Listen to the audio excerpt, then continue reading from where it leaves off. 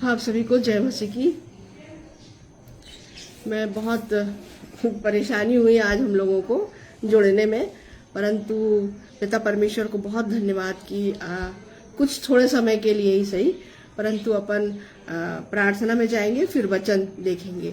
आइए हम छोटी सी प्रार्थना करते हैं। धन्यवाद धन्यवाद धन्यवाद पिता परमेश्वर, धन्यवाद प्यारे यीशु, धन्यवाद पवित्र आत्मा पिता। भोर के प्रकाश लेके साथ तक तूने हम सबको भला चंगा रखा है। तेरी महिमा हो, तेरी स्तुति हो, तेरी प्रशंसा हो पिता, तेरी जय जयकार हो पिता परमेश्वर। यह हुआ मेरा चरवाहा है, मुझे कुछ घटी ना होगी। वो मुझे हरी हरी चराइयों में बैठाता है, वो मुझे सुखदाई जल के झरने के पास ले चलता है। धन्यवाद पिता, धन्यवाद, तू हमारा चरवाहा है पिता। धन्यवाद धन्यवाद पिता परमेश्वर। विनती और प्रार्थना पिता, हे पवित्र आत्मा पिता, तू समय मेरे संगो साथ हो, मेरे होठों को, मेरी जीभ को, मेरे मस्तिष्क को, मेरी आत्मा को अपने नियंत्रण में रखना पिता। जो वचन तूने मुझे दिया है वो सेत मेत प्रभु जी तेरे अनुग्रह आशीष से मैं इन वचनों को बांटने पाऊं पिता। हाँ पिता परमेश्वर, मुझे बुद्धि दे, समझ दे, ज्ञान दे पिता, कि तेरे द्वारा दी गई बुद्धि से मैं इन वचनों को प्रभु जी सेत मेत बांटूं। और प्रभु जी ये जो आत्मिक, जो जीवित वचन है, हाँ पिता, ये 100 गुना फल लाने वाले हो सके। धन्यवाद पिता परमेश्वर, धन्यवाद धन्यवाद धन्यवाद। यह छोटी सी विनती तेरे इकलौते बेटे, मेरे उद्धार करता प्रभु यीशु मसीह के पवित्र और मीठे सामर्थी नाम में होके मांगती हूँ। दया करके स्वर्गीय राज में छोटी सी दुआ ग्रहण कर। आमीन आमीन और आमीन। बहनों भाइयों, मैंने आज जो विषय लिया है वो है पवित्र आत्मा। पवित्र आत्मा हम लोग बहुत बार पढ़ते हैं, तो हमारे बहुत सारे लोगों के दिमाग में ये बात रहती है कि पवित्र आत्मा का बपतिस्मा कैसे मिलता है ना। ये काफी बड़ा टॉपिक है और फिर भी मैं कोशिश करूंगी अपन थोड़े में इसको वचनों के द्वारा समझेंगे कि पवित्र आत्मा का बपतिस्मा आज मुझे और आपको लेना क्यों अत्यंत आवश्यक है। अगर हम देखें कि प्रभु यीशु मसीह अपने चेलों को बहुत सारी बातें एकांत में समझाते थे, है ना। और जब वो भीड़ में उपदेश देते थे तो वो एक अलग वो था, लेकिन जब वो एकांत में रहते थे तो वो निश्चित, हम पढ़ते हैं वचन में कि वो एक निश्चित दूरी बनाते थे भीड़ से, और अपने चेलों को उन जो उसने उपदेश दिया है, जो समझाया है, जो स्वर्ग की बातें बताई है, उसका अर्थ वो बताया करते थे। हम बहुत सुसमाचारों में इस बात को पढ़ते हैं। तो शिष्यों ने पूछा कि हम कैसे पवित्र आत्मा को प्राप्त करेंगे या कैसे हमको मिलेगा। यीशु मसीह ने कहा कि जब तुम, अगर हम देखें लूका 11 और उसका 13, लूका 11 और 13 में लिखा है कि जब तुम बुरे होकर के अपने बच्चों को अच्छी वस्तुएं देना जानते हो, है ना। तो जब तुम, लूका 11 उसका 13वां पद पढ़ना चाहूंगी मैं।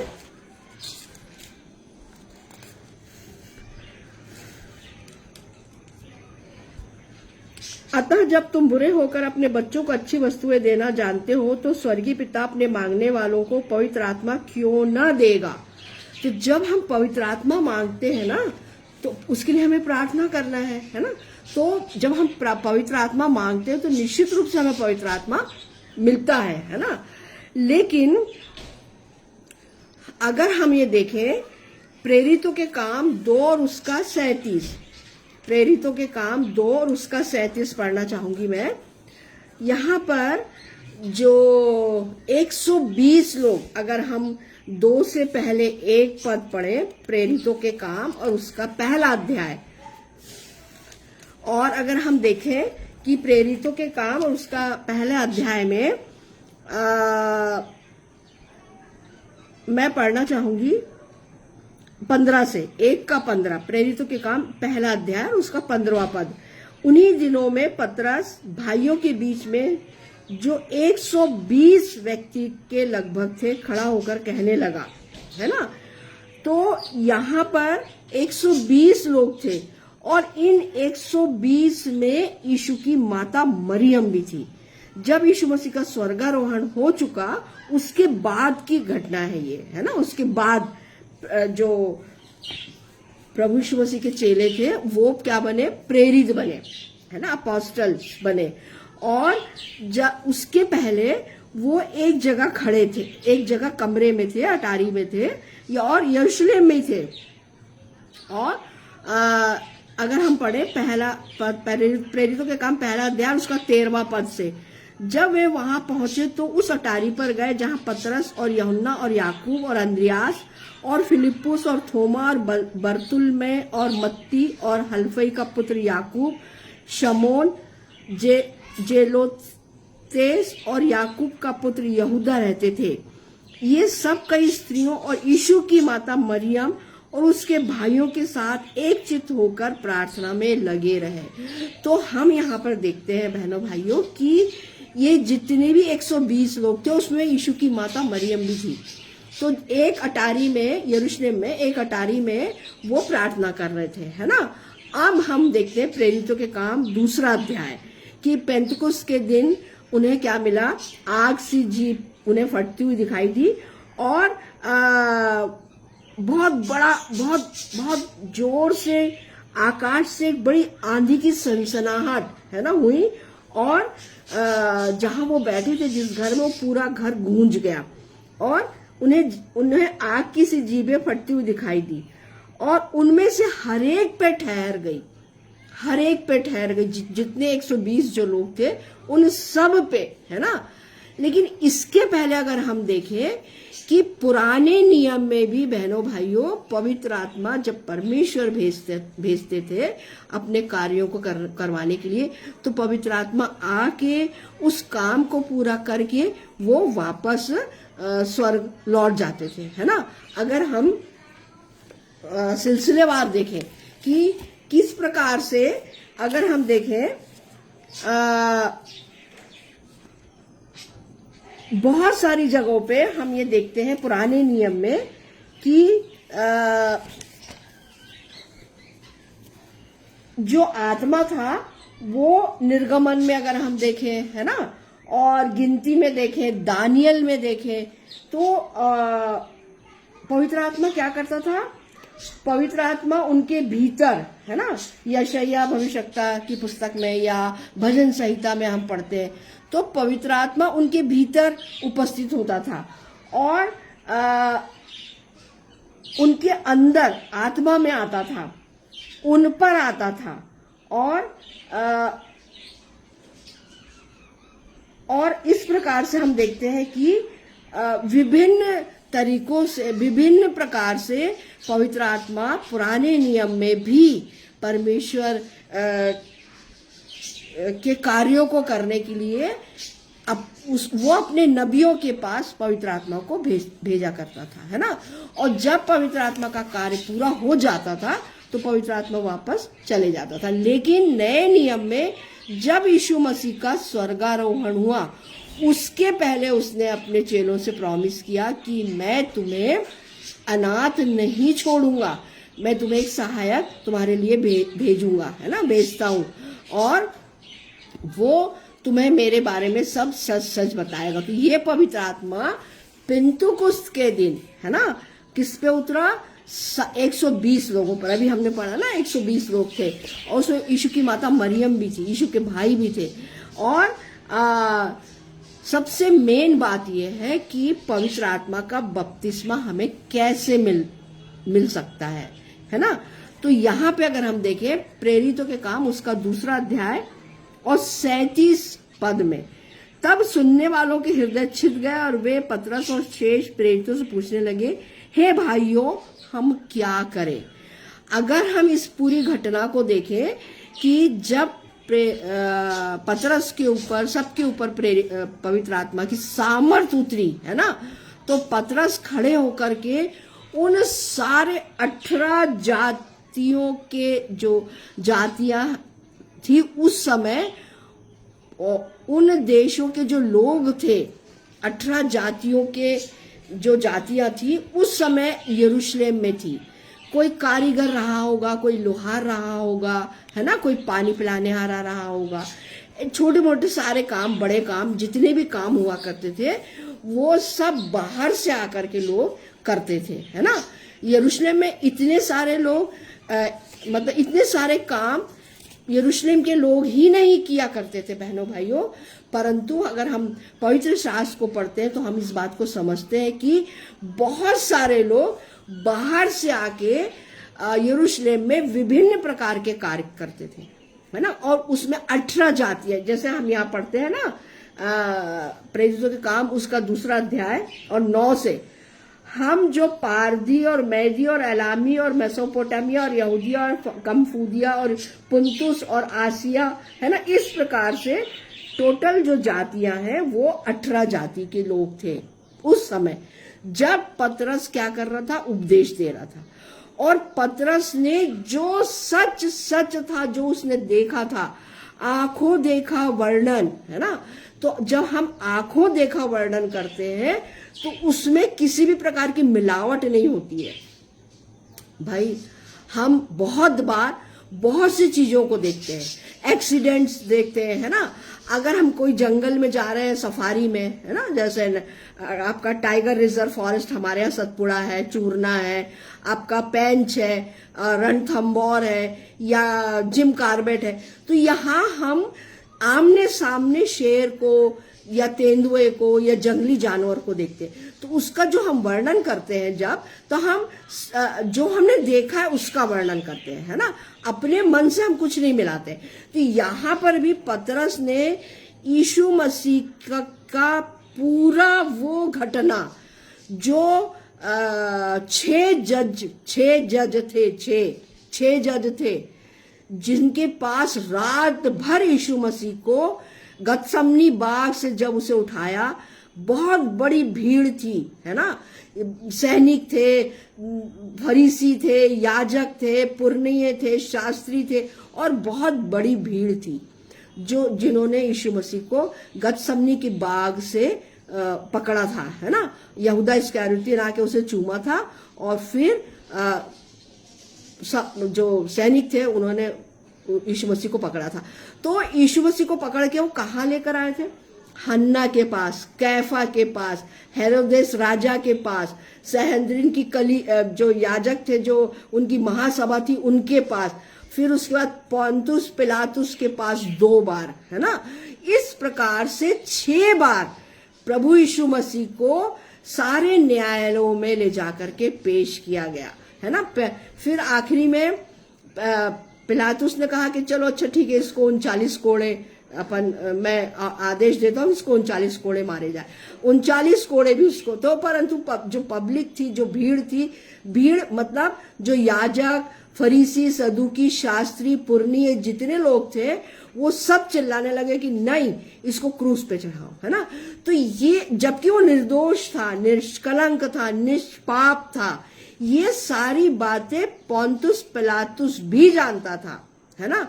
इसलिए उसने क्या करा, उसकी पत्नी ने उसको खबर भिजवाई कि ये धार्मिक पुरुष है और मैंने रात में सपने में इसके कारण बहुत दुख उठाया है, तो इसके मामले में हाथ मत डालना।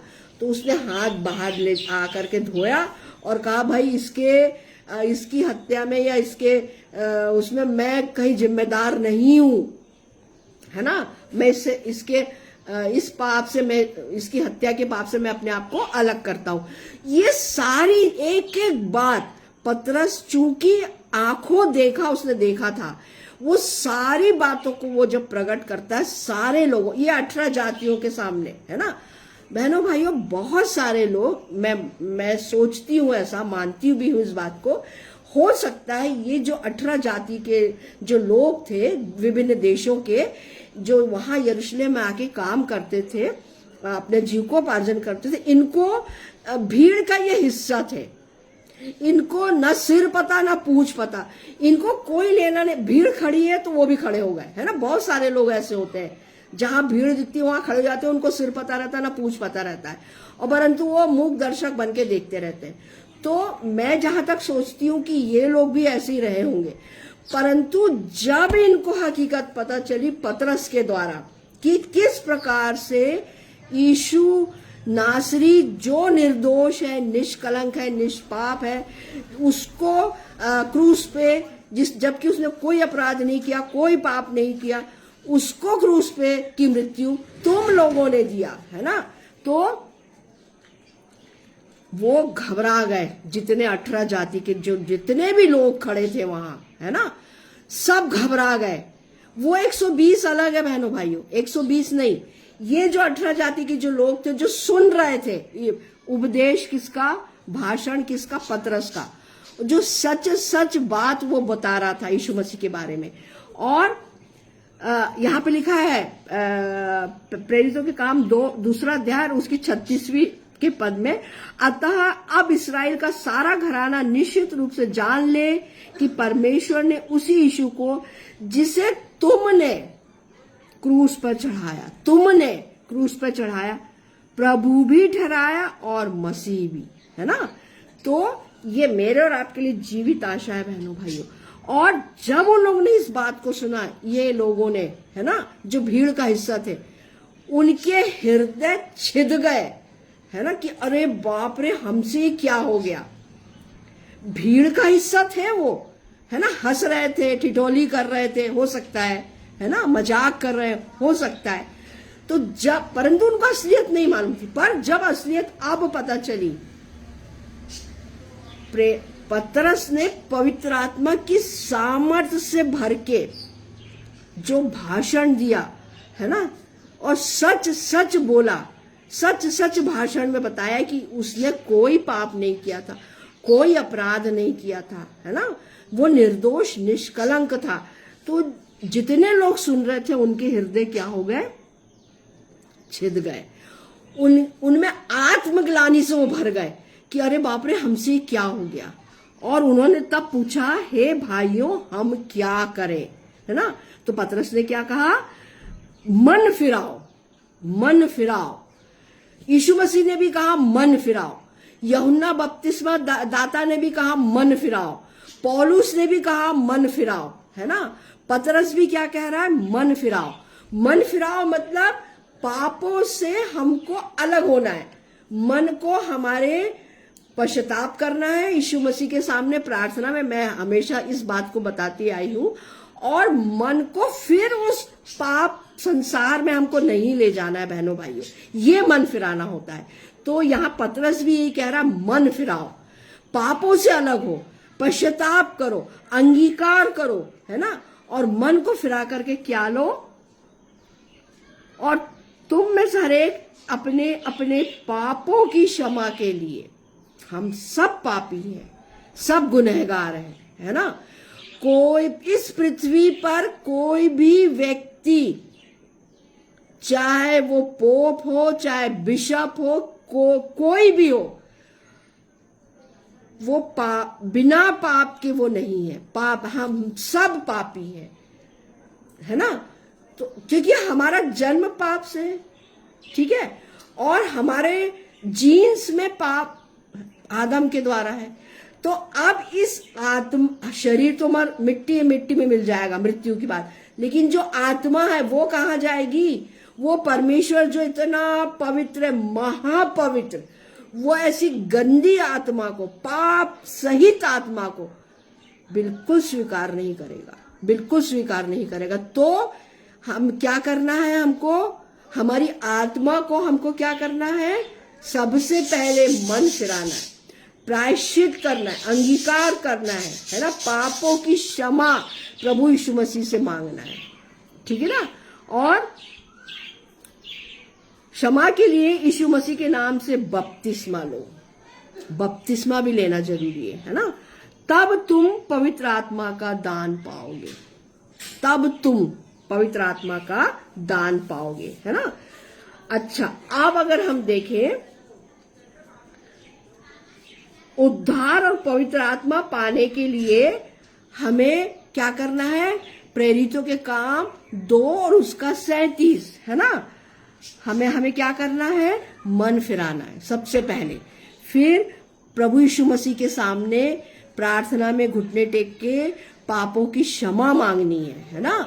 तब वो हमें हमारे पापों से शुद्ध करने में, और क्या है, वो धर्मी और न्यायी है ना, विश्वास योग्य और धर्मी है। और जब हम अपने पापों को प्रभु यीशु मसीह के सामने स्वीकार करते हैं, तब हम क्या है, उसके द्वारा हमारा क्या होता है, हमारे पापों से हमें क्षमा मिलती है।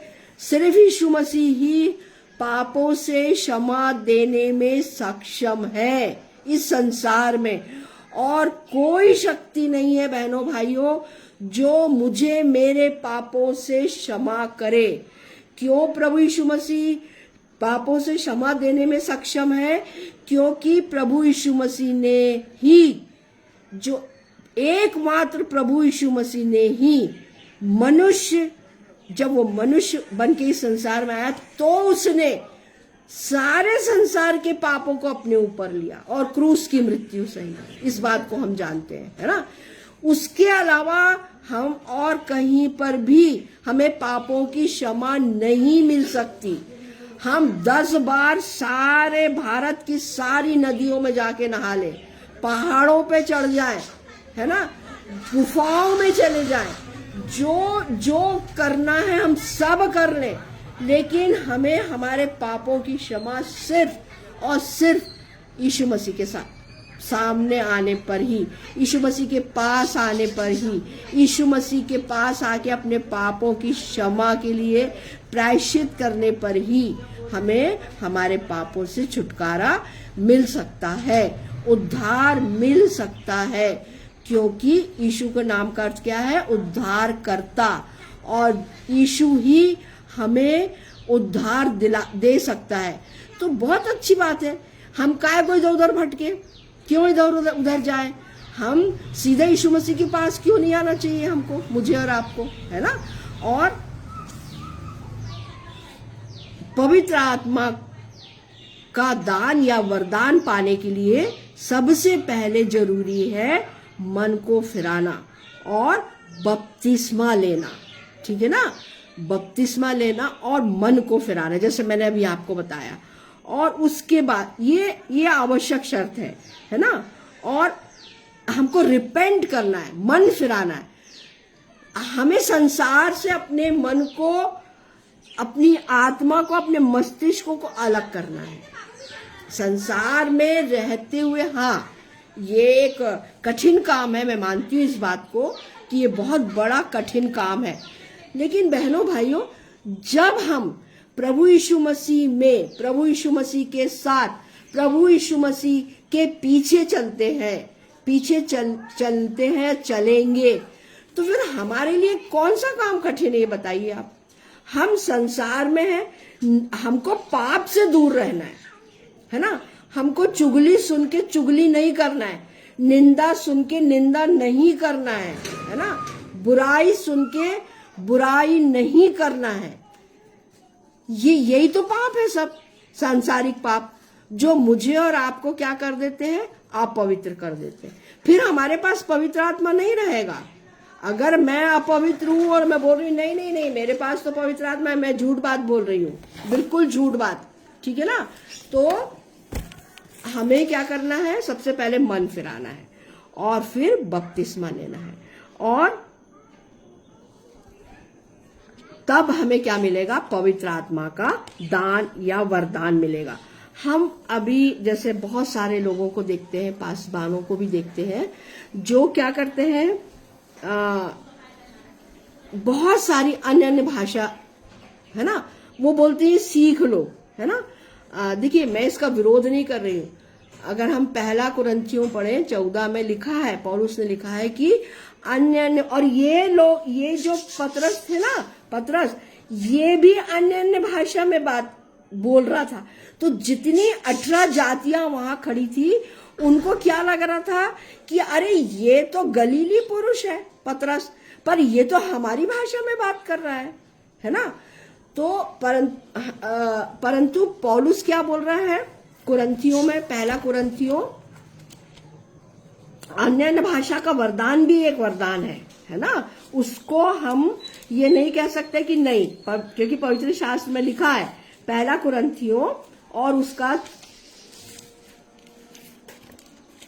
14वां अध्याय और 4था पद, जो अन्य भाषा में बातें करता है वह अपनी ही उन्नति करता है, परंतु जो भविष्यवाणी करता है वह कलीसिया की उन्नति करता है। मैं चाहता हूं कि तुम सब अन्य भाषा में बातें करो, परंतु इससे अधिक यह चाहता हूं कि भविष्यवाणी करो, क्योंकि यदि अन्य भाषाएं बोलने वाला कलीसिया की उन्नति के लिए अनुवाद न करे तो भविष्यवाणी करने वाला उससे बढ़कर है। मतलब अगर मैं अन्य भाषा बोल रही हूं प्रार्थना में तो मुझे उसका अर्थ भी बताने आना चाहिए।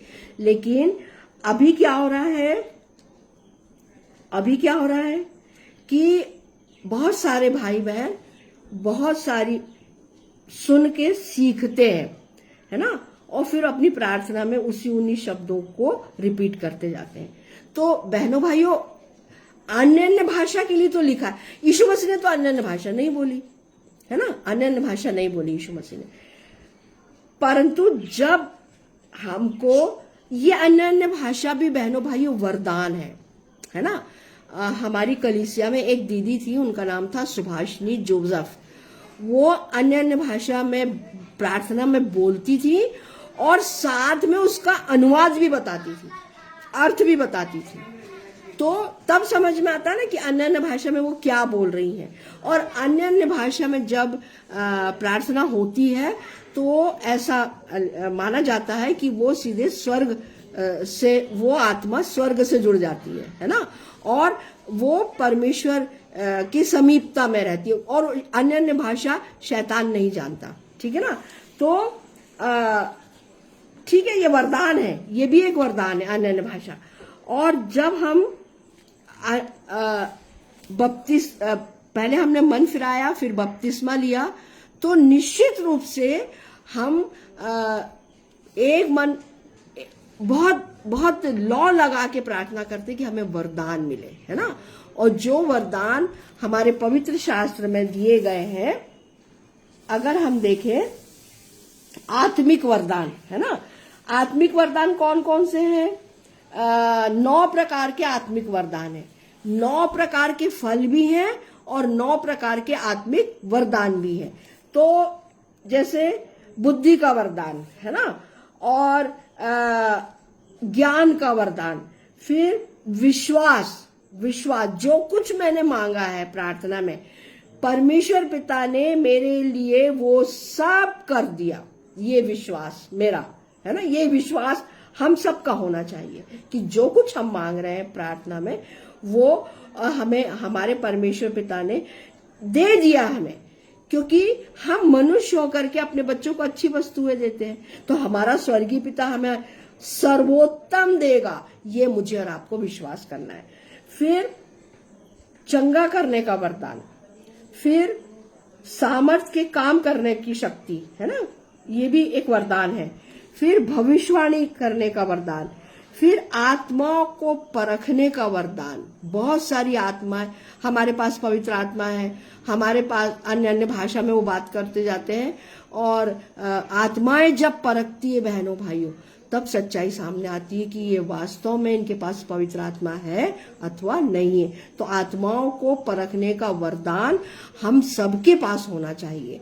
उसके बाद है अनेक प्रकार की भाषा और किसी को भाषाओं का अर्थ बताना, ये वरदान है बहनों भाइयों, है ना, हम सब जानते हैं। तो जब हम इन वरदान में से जो वरदान हमें प्राप्त होता है, जो भी वरदान हमें मिलते हैं, है ना, बुद्धि का वरदान हो, ज्ञान का वरदान हो, भविष्यवाणी करने का वरदान हो, आत्माओं की परख का वरदान हो, अन्य भाषा बोलने और उसके अर्थ बताने का वरदान हो। जैसा भी हमने देखा, बहुत सारे पासवानों को मैंने देखा है कि वो प्रार्थना करते हैं और जो रोगी है वो चंगा होता है ना, ये भी देखा है मैंने।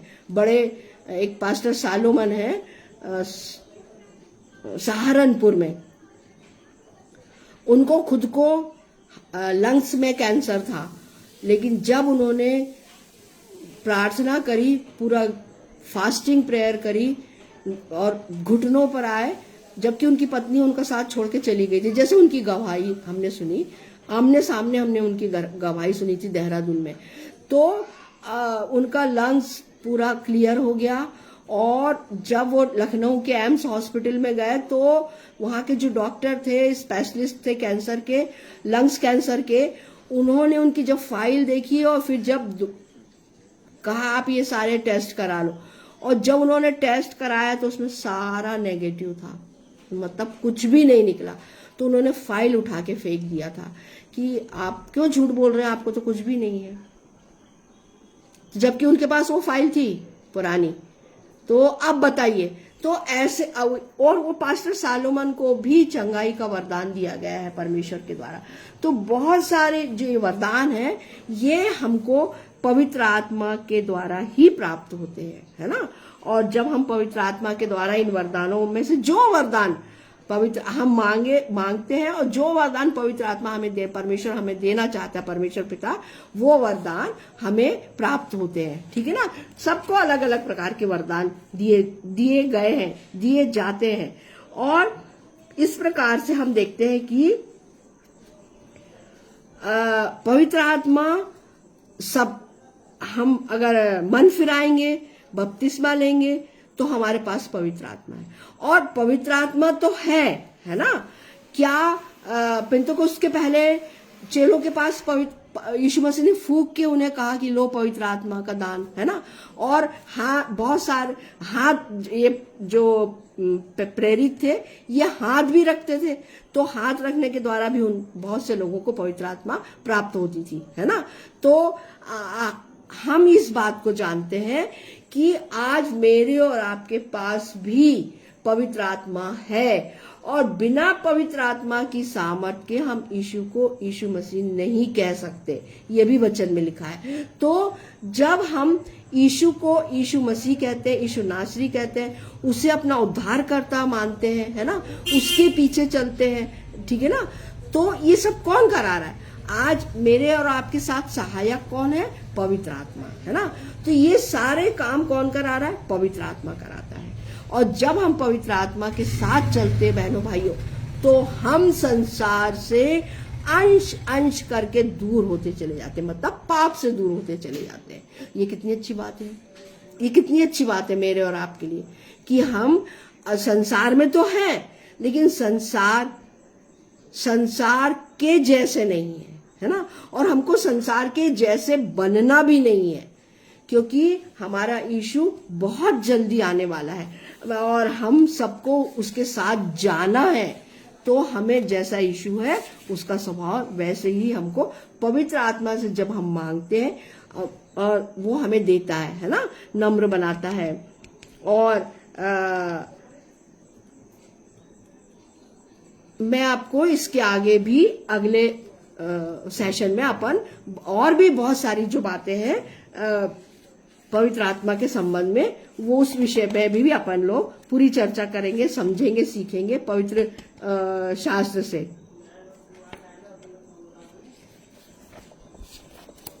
आज काफी समय हमारा ना जुड़ने में लग गया, नेटवर्क के कारण कह लीजिए, या थोड़ा सा वो नहीं हो पा रहा था, रिव्यू मुझे नहीं मिल पा रहा था। तो परंतु फिर भी प्रभु का धन्यवाद हो कि मैंने थोड़े समय में ही सही, परंतु हमने पवित्र आत्मा के विषय में सीखा। और बहनों भाइयों, आज मेरे और आपके लिए बहुत जरूरी है कि हमारे पास पवित्र आत्मा होना चाहिए, है ना। हमारे पास पवित्र आत्मा है, हम सब ये बात बोल सकते हैं, अंगीकार स्वीकार कर सकते हैं, क्योंकि हमारा उद्धारकर्ता कौन है? प्रभु यीशु मसीह है। आइए हम छोटी सी प्रार्थना करेंगे। धन्यवाद धन्यवाद धन्यवाद पिता परमेश्वर, सुंदर समय के लिए धन्यवाद, सुंदर आत्मिक वचनों के लिए धन्यवाद।